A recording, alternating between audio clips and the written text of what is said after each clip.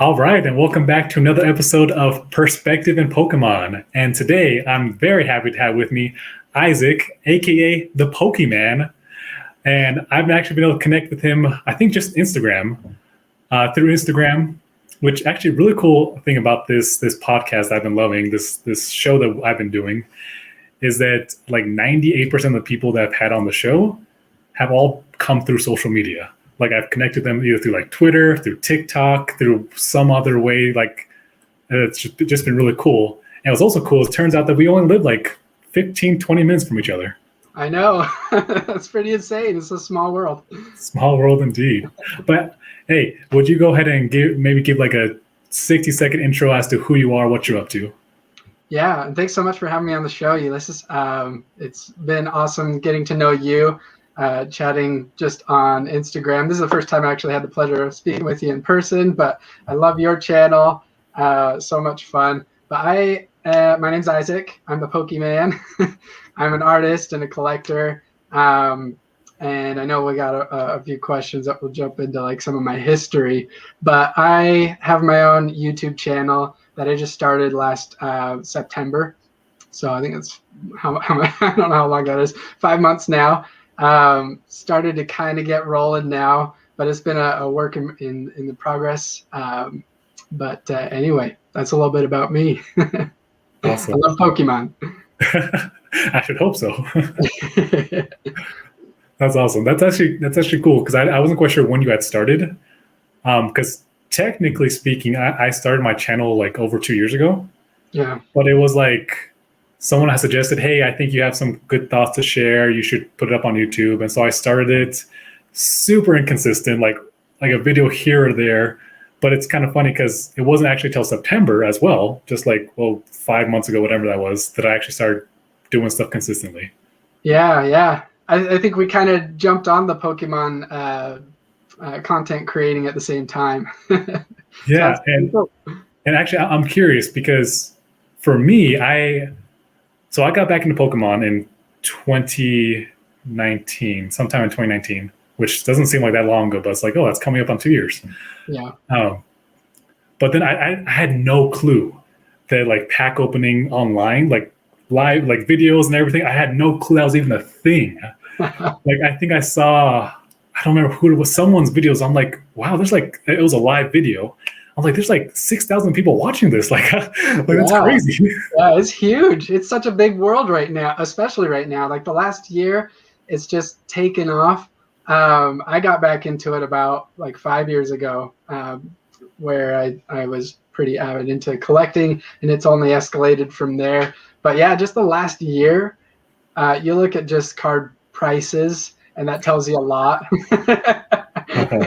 Like especially vintage stuff, which I was more into collecting vintage. Since then, I've got into newer stuff.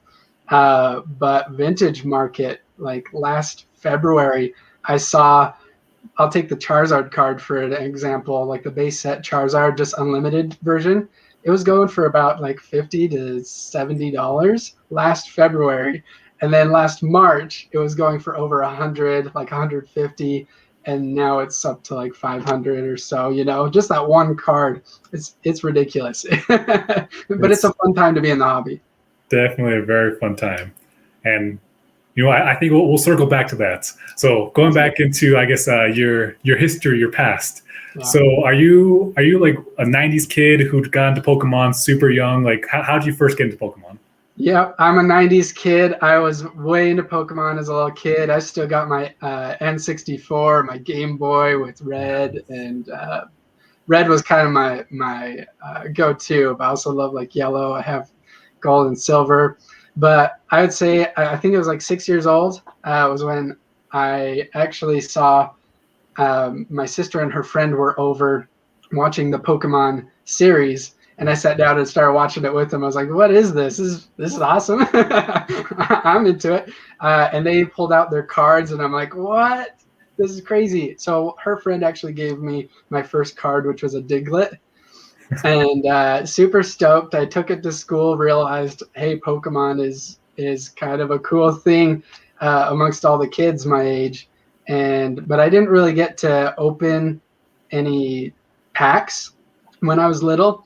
pretty much what I did, because I was in a family on a budget. But what I did was just take that card, and I went and traded it for 2 cards, and then I traded those 2 cards for 5 cards. Ended up with a binder, which I still have today. Teenage years kind of tapered off because it wasn't the cool thing anymore. It was kind of childish, tried to fit in, all that sort of jazz. And I still didn't have like money to spend, right? But then about like 5 years ago, I was just watching YouTube, and Leonhardt's video, he only had a few hundred followers at the time, and his video popped up, and I started watching it. I was like, hey, that's fun. I got to get back into this. So Shining Legends was like the set that brought me back into it. It's such a fun one. And so I pulled a few things, ended up pulling the test tube Mewtwo card. And I'm like, okay, it's over. I'm invested. So that's pretty much my story. That's sweet, man. That Mewtwo card. That's a sweet card. Yeah. Of course, that brought me back to Pokemon. I think that one's Mitsuhiro Arita that did that one. Oh, like, yeah? The same guy that did the base set Charizard. I think he's the one that did that one. It's pretty cool. That's sweet. So then, I'm curious. So you got back into Pokemon 5 years ago. You started your channel about 5 months ago. Mm-hmm. So what made you want to, I guess, start opening up packs on YouTube? So I've been kind of planning this for over a year now, like a year and a half probably. I've had this kind of in the back of my mind where I really wanted to do it, and just to like pretty much prove to myself that I can do it. That was kind of the reasoning behind, I'm like, I'm a timid guy. It may not come off in my videos, but I'm kind of timid. I just wanted to be able to share what I love. And so about a year and a half ago, I kind of was like, hey, that'd be a really cool option. But I was super busy. I'm actually a graduate student. I'm working on my doctorate of pharmacy right now. So it was like super busy. I'm like, there's no way. I finally got like a few weeks of a break between classes, and I'm like, okay, I'm taking advantage of it, and I'm just doing it.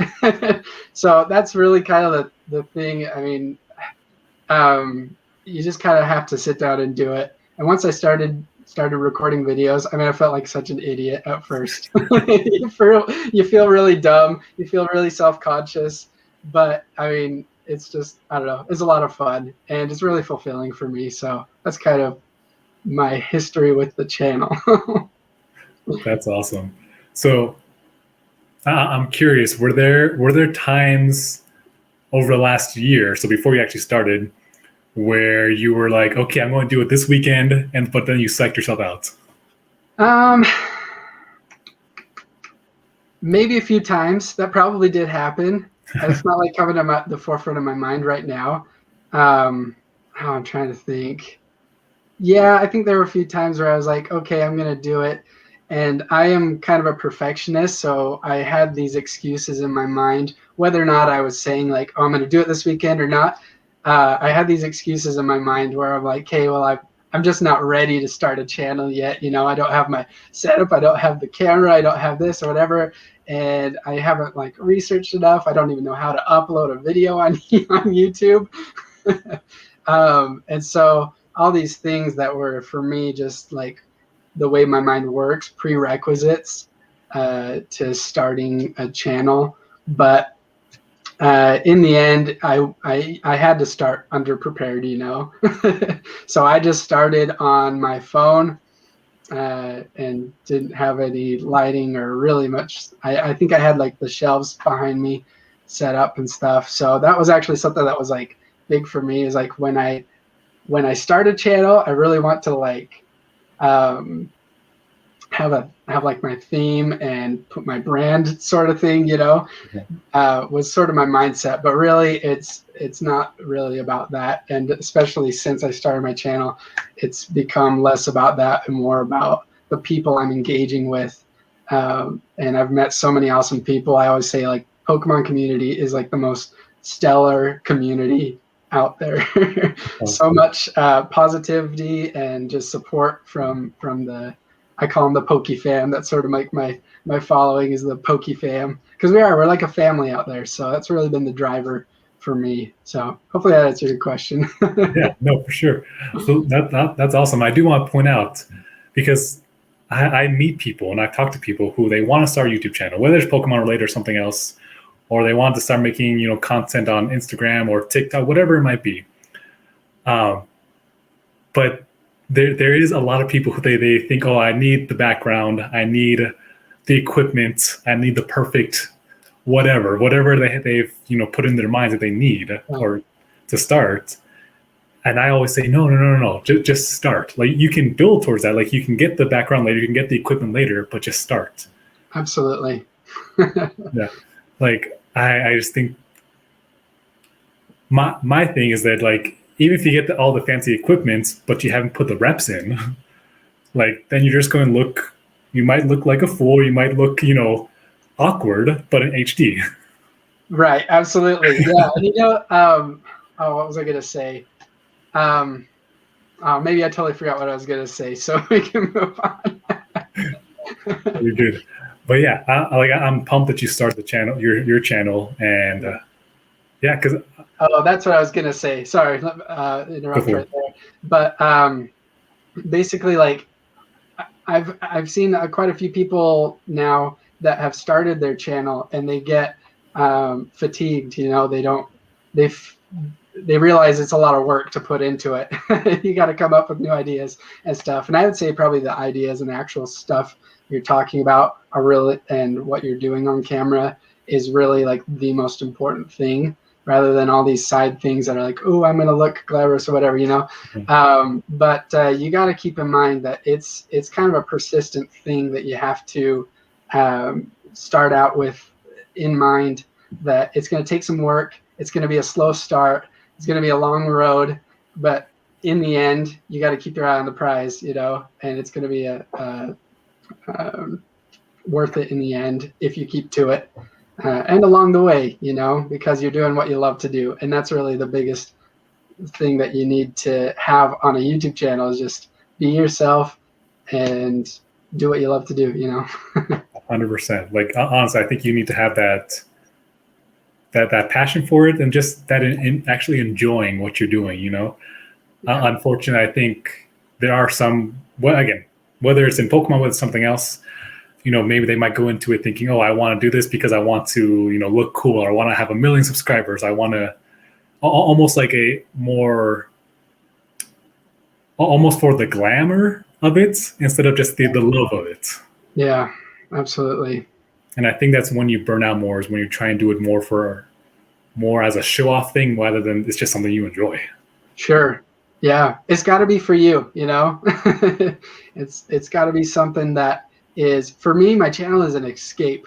It keeps me sane, like I have all these other things going on in my life, and my like unwind time is now like getting behind the camera and just being like, here we go. I'm talking to you, we're opening packs, we're having fun.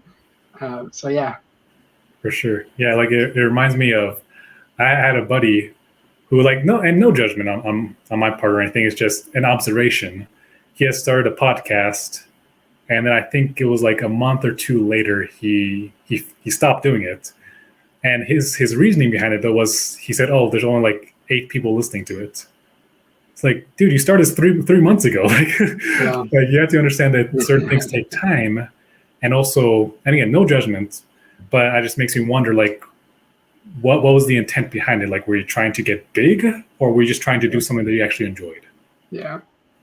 And those 8 people are big, like, like they are your crew, that's your fan base. And I don't know, I feel like that's definitely something to be appreciated, for sure. For sure. 100%. Like, honestly, I think it's more important whether you have 8 people or 800,000. Like I love that how you say it's your Poke family, your family, it's your, the people in your community. Like, I think you do need to treat them like family, because again, what's the point of having 8,000 followers or 100,000 or whatever it might be if, like, you're not even connecting with them? if not treating them like friends, like family. For sure. You're absolutely right. Yep.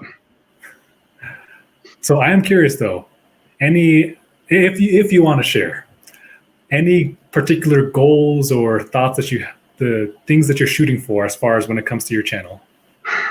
Yeah, so we already hit on the fact that I want to have fun. I want to share what I love. I want to basically build a community and be able to have that positive impact on the lives of other people. And so the goal of the channel really is to get to the point where it essentially like provides more opportunities for me to give back to the community, to hopefully serve other people. I love doing giveaways. It actually was the most, I've done one giveaway so far on my channel, so and upcoming. But that was like the most rewarding thing was hearing the reaction from the winner of that giveaway. And then all the support for all those people who didn't win the giveaway that were typing in the chat, they're supporting that person. And anyway, it was just a really positive experience. So that's really like the ultimate goal. Ooh, sorry. But as far as like content that I would like to be able to do more of, I do want to do like some box breaks for sure on my channel to be able to include more people that way, do more like vintage openings. Obviously, I'm saving up to be able to like invest a little more that way and be able to open up those sorts of things. And then I really love talking about my own insights, kind of like we're doing right now, and talking about like the things that I've heard as far as like Pokemon news, because there's a lot of news coming up, especially this year. And so those are sort of my goals, but really the biggest thing is just building up that community, paying back to a community who's helped me out so much in my life that I feel like I owe a lot to, for sure. That's awesome. That's awesome, man. Really looking forward to seeing how much your channel grows, because I think you got a good vibe about you. Thank you. I really appreciate that. So, likewise. And I gotta say, your daughter, I think her name's Celeste. She's super cute, and it's really fun to watch her when you guys are opening cards. So she's the only reason why people watch our videos. I don't know, but I think it helps. But you're pretty great too. No, she honestly, it's so funny because I was doing videos by myself, and then one day I had done a video. She walks in after her nap, and she's like, "Can I do a video with you?" I was like, "Sure." So so she had never even touched a Pokemon card before, so we just pulled out some dollar packs, some Rebel Clash dollar packs, and then she starts opening them up. And then she pulls a hyper rare Inteleon VMAX for her very first time opening up Pokemon cards. And then she loved it. And then my wife's like, "Yeah, sure, she can open packs like on YouTube." And so she's been doing it ever since. That's awesome. That's some good beginner's luck. Yeah. And then it's so funny though, because she's 3 years old. Some people think she's older, but she's only 3. Wow. But she goes around like talking about like, yeah, Shining Fates just came out, and like this card, the Charizard VMAX, like she like knows so much about Pokemon. I'm like, oh, that's my daughter. Yeah, she's the expert now, huh? Oh my gosh, I think that actually happened this once on a video where we pulled some card, and I was like, oh, it's this Pokemon. She's like, no, it's this one. I'm like, oh, you're right, it is. Oh, that's fun. That's a lot of fun. Hey. But you did mention that how this year's 25th anniversary of Pokemon. So I'm curious, from what we know right now, or any strong rumors, what are you looking forward to the most so far this year? I'm gonna say Battle Styles is not it. I know you're gonna get like the Blastoise and the Venusaur and Battle Styles, and that's great. I honestly didn't even pre-order that set. I was really excited for Shiny Fates, and it's been awesome so far. But definitely like the 25th anniversary set.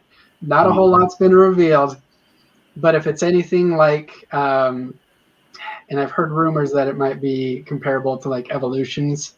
Mm-hmm. And if it's anything like that, like reprints of vintage stuff, it's not only is it going to be like my favorite thing, it's going to be like every Pokemon card fan's favorite thing this year. Like Shining Fates is wonderful, but it's probably not going to compare if they bring out a bunch of vintage artwork again. So that's kind of what I'm hoping for. Mm-hmm. And obviously we don't totally know yet. That'll be later this year, but that's probably the set that I'm most excited about. That's awesome. Yeah, if they have any kind of like Neo Genesis reprints, oh my gosh! Shoot. Like if they have the Lugia, if they have a freaking Lugia reprint, I will go broke. Like Yeah. Oh yeah. Yep. Yeah. If they do something like that, then the market is not closing anytime soon, you know, like, but Pokemon, the company is, I mean, on top of things. As far as I know, they've been like behind on printing lately and had some hiccups there and meeting the high demand. But as far as like the promotional ideas that they have and the structure of the company, or the organization as a whole, holy cow, they are on another level for sure. For sure. Like I don't think most people realize that Pokemon is literally the most. Oh my gosh, I lost my train of thought. But literally the most successful franchise ever in history. Yeah, it's the highest grossing franchise in history. Yeah, and it's funny how I've had friends, reach out to me like, did you know this? Like this Pokemon card sold for this much? Like, yeah, like it's big. Like Pokemon's huge. It's like the biggest thing in the world. Yeah, absolutely.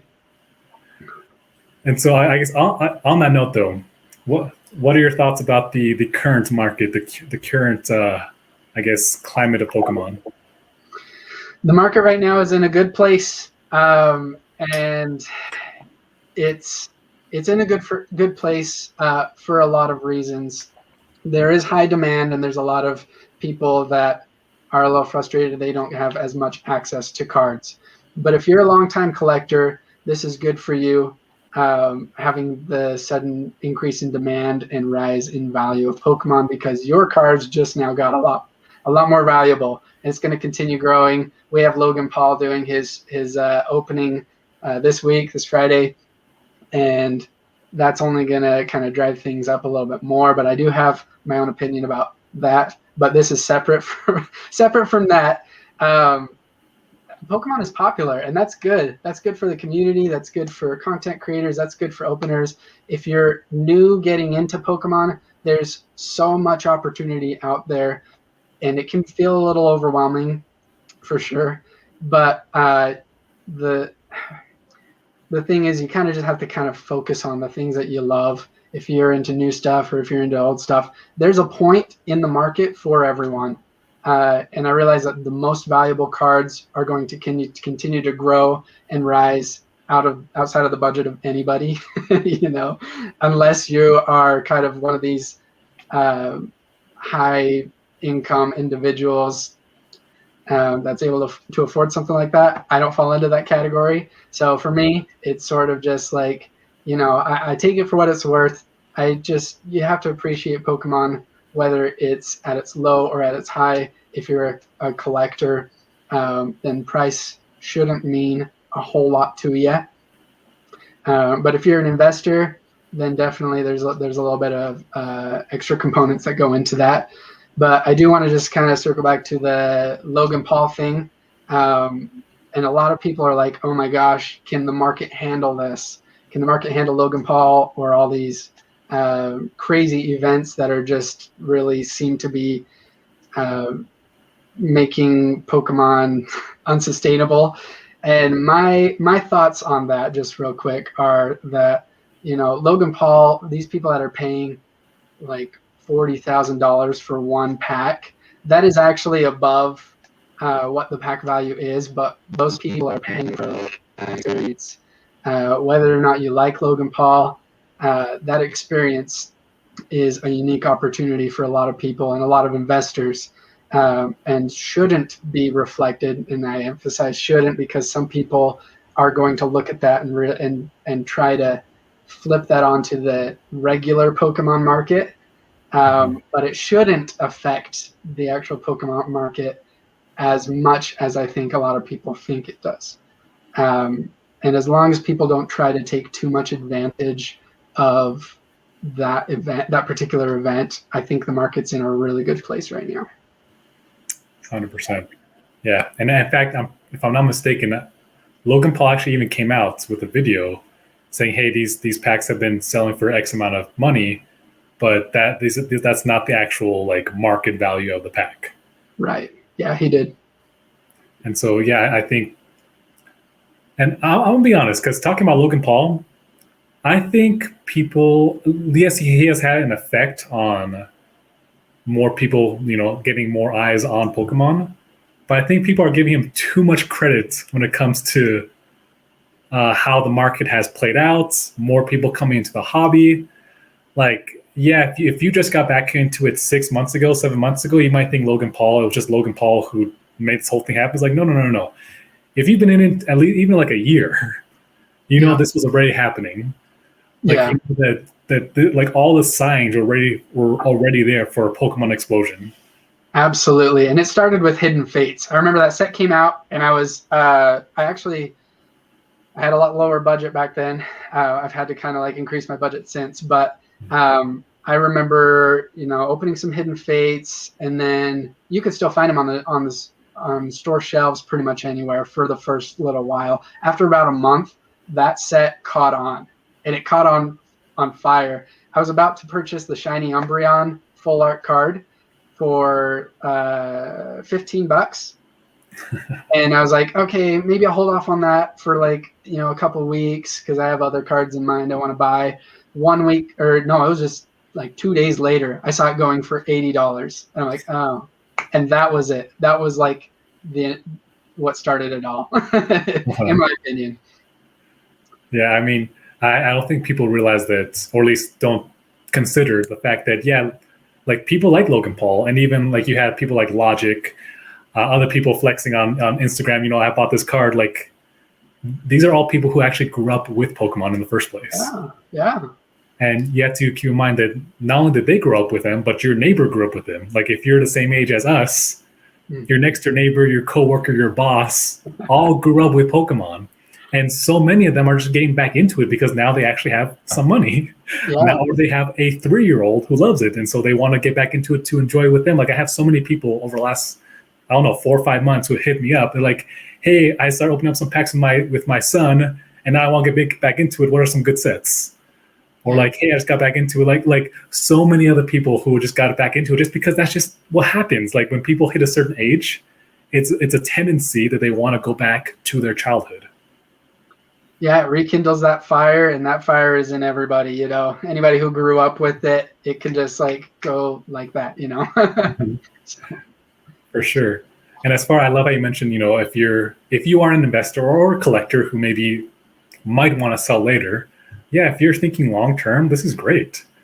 Because what's very interesting is that right now, like I mentioned, you have people in their 30s, late 20s, early 30s, getting back into Pokemon. Like, this is just the first wave of Pokemon generation kids. You have the 90s kids who are now, able to afford stuff. Wait until the next wave, and there's going to be another wave, and another wave, and another wave as more and more people get older who grew up with it. Yeah, absolutely. So you look at baseball cards, which have kind of fallen a little bit out of favor, but that's kind of what I would say the generation before our generation grew up with, was all the baseball cards, and those went crazy in value. Some of them were worth $1 million+ for one card. Pokemon had not hit that tier yet, and I think we're just kind of awaiting that. I think we're waiting for the first single Pokemon card to hit $1 million, and like you're saying, this is just sort of the start of that. But baseball cards sort of fell out of favor because our generation didn't quite get into it like the generation ahead of us did. But with Pokemon cards, the generation behind us is getting into it with a little bit more passion, I think, than we did as kids. And so, yeah, you look in 20 years and they're going to be have that disposable income that they'll start investing, and it'll just climb from there. So your current stuff that you have, if you're a flipper and you need to rely on that quick turnover time for flipping cards, great, continue to do that. But if you are wondering, oh, should I hop out right now while it's high? I would say if it's vintage stuff, 20 years from now, you see, starting to see exponential growth. Mm-hmm. At least for our lifetimes, I would say. Yeah. And even so, my opinion is that even on certain modern sets, because some people have said, oh, don't invest in modern at all. And just as a side note, whether you're a collector or an investor, even if you're just a collector, it's nice to know what your thing is worth, because sometimes, the rent comes due and you might need to sell something. You never know. Like, honestly, I love having stuff on my shelf that I'm not planning on selling anytime soon or even selling at all. Like, I just want to hand it down to Celeste when I die. But knowing, like, hey, you know what? If something happens, I can sell this and that'll cover the hospital bill. Yeah. Like, I love that. Honestly, I love collectibles. But even like with modern stuff, in my opinion, because Pokemon continues to grow, because today there is a new 7-year-old who just got into Pokemon.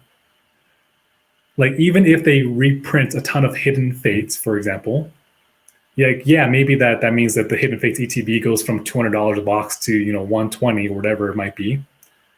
But you're still going to have that 7-year-old today who never was able to open a Hidden Fates ETB, who in 20 years has money or maybe has a YouTube channel or whatever the equivalent is, and is going to want some. And so even though they might have made so much today, there's going to be so much more demand later. There's going to be so many more fans in 20 years. Yeah, you're right on with that for sure. Hey. But anyway, enough about the market. It's just fun. All it's fun to talk about.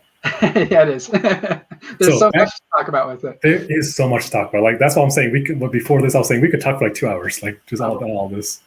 Oh, definitely. But the most recent set that came out was Shining Fates, and you were one of the lucky few who actually got some, at least initially. So, yes. Dude, for those who have not watched the video, what did you pull in your first ETB? Yeah, we pulled the man himself, the Shiny Charizard V Max. That was, obviously you're not expecting that for sure, That is now like my top video. With good reason. Say what? With good reason. Yeah. I released them. Released the pull rate, so I don't actually know how rare that was, but it sounds like it was a pretty rare opportunity that I had to just my very first Elite Trainer box. So I did some pre-orders, and like a lot of people, ended up getting shafted on my pre-orders, and so I actually had to go back to a store twice because initially they only had one Elite Trainer box to give me. And then they called me up afterward and were like, oh, we just got another shipment. Come on back. So I got a couple more. So I opened 2 of them. I've got another one to either hold on to or open later. But yeah, out of that first Elite Trader box, we pulled it was the very last pack, and we pulled the VMAX. And I just, one of those things where when you're opening cards and sometimes you get to the card you've been looking for, is like the chase card, and you're almost about to like skip over it because you're like, okay, I'm just going through cards. You almost don't even realize what you got for a second. So I feel like I do that often on the channel. I'll like open something, I'll see the card, I'm like, oh, we got the Charizard V. Oh crap, we just got the Charizard V. And so then I like start sweating. I'm like, I shouldn't be touching this card right now. Anyway, that's kind of what happened. So yeah, go check out that video if you haven't. For sure, go check it out. That's funny because we did a New Year's Eve live pack opening where we opened up every single set from 2020, a booster box or the equivalent. And so when we got the Champion's Path, I was with my wife. My wife had joined me, and I was kind of just going through the cards, like you were saying. And I was kind of looking at her because she had made a comment, and then the Charizard VMAX was just right there for like 3 seconds while I'm like finishing talking to her. I come back and I'm like the chat's like exploding. I'm like, oh, it's the card. Everybody's just yelling at you. Look, wow. Oh Oh man, man. awesome. So fun times, like really really fun times, guys. If you guys want to open or start a YouTube channel opening up cards, like seriously, go do it. It's so much fun. It's so much fun. Yep, and you got people like us to help. I'm totally. I know Ulysses, you are too, but definitely able to answer some questions that you guys have for sure, and help you get started. Any of the knowledge that we have learned through our struggles, we're willing to pass on to you guys. 100%. So, you kind of already answered this already, but any tips that you have for anyone who's just getting back into collecting, especially during this time where Pokemon stuff is just so scarce? My number one is collect what you love. That's my number one rule. Do what you love. There's so many avenues that you can go down in Pokemon. You can get kind of trapped into this investor's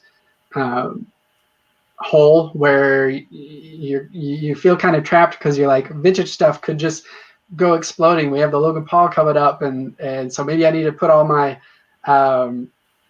all of my investments in vintage, but then we just got Shining Fates, and there's so much happening. There's so much happening on the Pokemon in the hobby right now that really, if you're going to be successful at collecting, you have to have that love for it and that passion, and you have to follow what you love. If you are someone who really likes the VMAX cards, go for VMAX. If you want to, like myself, I did get into some new stuff because it's more affordable, but my passion really is vintage stuff. My goal is to collect all of the Wizards of the Coast cards. And I've been working on that for 5 years now, and I'm still not done. But that's kind of like where my passion lies. And then I've since developed a passion for new stuff, but it all comes with like a balance for sure. And you have to realize, is this stuff that I really am passionate about? So that's my number one. If you're an investor looking to make money off of Pokemon, the thing is that vintage is always going to hold its value. New stuff may or may not. I think that everything Pokemon is going to eventually go up in value. It's just a matter of when that happens or how long it takes. And so we don't have that information on the new stuff, and we do on the old stuff. So that's kind of a tip that I have if you're new to collecting and want to figure out where your money will be best spent. But that's my bottom line: is pick the thing that you want to do, the thing that you love, and go for it. 100% love that. And yeah, definitely collect what you love. It's funny you said you're not really interested in battle styles. I'm actually more pumped for battle styles than I am for Shining Fates. Oh, nice. But the reason is because there should be a gold Houndoom card in there, and Houndoom is my favorite Pokemon. Oh, there you go. And so again, collect what you love. Like whether it's one certain set or one certain card, like go for what you love. Yep, absolutely. My favorite Pokemon is Dragonair. And if they ever release like a shiny Dragonair or a full art Dragonair Pokemon, that will be my favorite set. Hands down. That will be my favorite set. That would be, oh my gosh, that would be. Do they have a shiny Dragonite? Yeah, it's green. Looks like. Okay, yeah, that's right. I think that's why it was throwing me off in my head. But that would be awesome to have like the full evolution, like evolutionary line, like as a shiny. Yeah, that'd be sweet. They haven't. I don't think they've released any shiny from that evolution line in Pokemon card form. Man, they need to do that. Pokemon, get on that. Yeah, absolutely. All right, man. Well, we're going to wrap up with just some rapid fire questions, and then I'll let you go. Sounds good. Okay. Let's go. So, vintage wise, what is your favorite set? Oh gosh, that's a tough question. That is a tough question.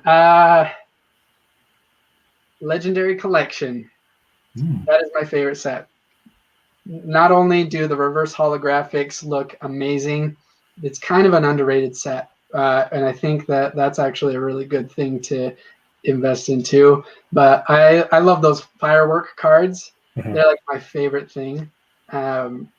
So that would have to be it. It also combines a few of the other sets, so it's almost a cheating. It's almost a cheat for me to say that, but that's my favorite one. That's awesome. And as a quick side note for anyone who's collecting or investing, Legendary Collection was actually not a very popular set when it first came out, but now it's very popular. So, and it was only released in English here in the US, so it's pretty exclusive as well. Mm-hmm. So just something to keep in mind when considering stuff. Okay, what about modern? Favorite modern set? Hidden Fates. Hidden Fates? Yep. Very good one. Favorite breakfast food? I guess I gotta say, the Pokemon cereal. It's not my favorite breakfast food, but that was like one of my most popular videos, and I just ate cereal on camera. That was the whole video? I'm stuck with saying that's my favorite breakfast. But I don't know. I do like a bowl of cereal. My favorite cereal is Cinnamon Life. Kind of bland, boring, but I love it. So. Hey, Cinnamon Life is tasty, so all good. Hey, if you could do a collab on your channel with any YouTuber, celebrity, who would it be? Oh. I'm living my dream. There you go. Check it off the bucket list. That's right. I got my checklist right here. Anyone aside from you, if it was like a big name YouTuber, I have a lot of respect for Breaking Nate. I would love to do a collab with him. I think he's awesome. Same here. I'm actually not going to say too much, but I'm trying to get him in on something for later this year. Ooh, very nice. Hey, and then last question is, what makes you happy? A lot of things make me happy. My wife makes me happy. Let's see. I think, well, I don't know. A lot of when I'm able to put a smile on somebody else's face, that makes me happy. The other thing is I love music. That's kind of like my zen time. I play guitar, so that makes me really happy. I just go and chill and play some guitar. Awesome. All the things. Well, next time we get you on, you're going to have to do like a little concert for us. What's interesting is, and I haven't said anything about this on my channel, but if we get up to a certain mark of like subscriber count, I might do like the Pokemon theme live. Do it. Or just on Pokemon Day, just be like, if you guys can watch Post Malone's concert, or you can come to my concert. There you go. We'll see who gets more viewers. Awesome, man. Well, Isaac, thank you so much for being on. This has been a lot of fun. Thanks for having me on this. You're awesome.